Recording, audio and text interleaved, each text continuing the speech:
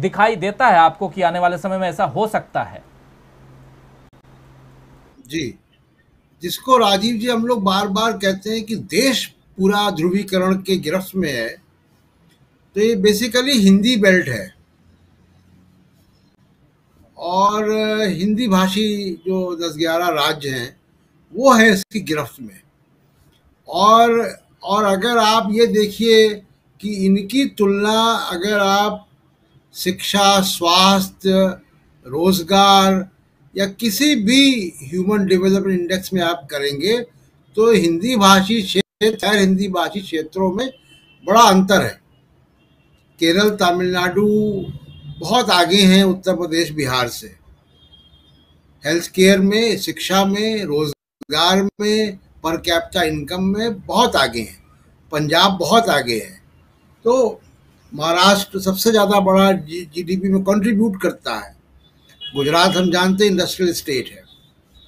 तो एक तो बीजेपी के साथ देखिए क्या हुआ है कि इनकी जो गैर भाषी क्षेत्रों में इनकी पकड़ कमजोर हुई है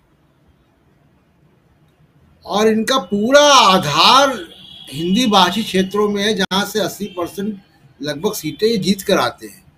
अब इसमें अगर जरा भी कुछ गड़बड़ हुआ,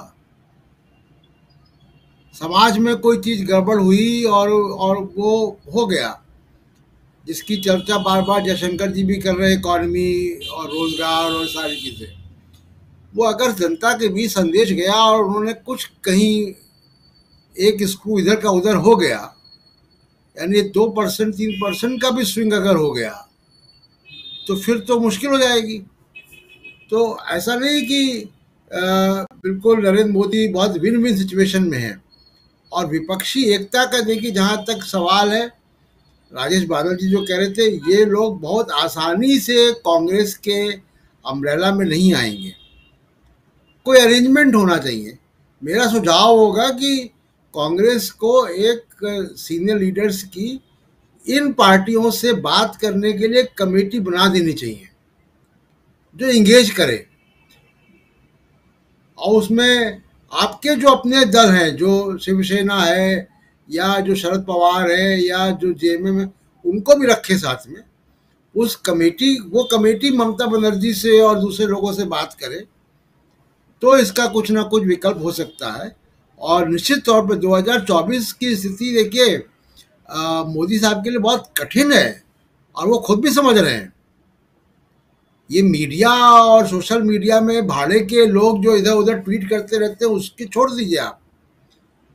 आप देखिए विदेश नीति के फ्रंट पे, आर्थिक नीति के फ्रंट पे, लॉ एंड ऑर्डर की सिचुएशन पे, किसी भी स्तर पे आप देखिए तो लगता ही नहीं कि इस देश को कोई चला रहा है।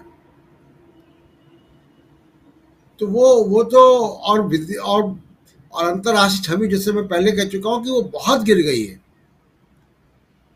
तो किसी भी फ्रंट पे वो मोदी साहब की पकड़, ग्रिप में नहीं है देश, जैसा कि एक प्रधानमंत्री का होता है। वो अब है नहीं उनके पास। राजनीति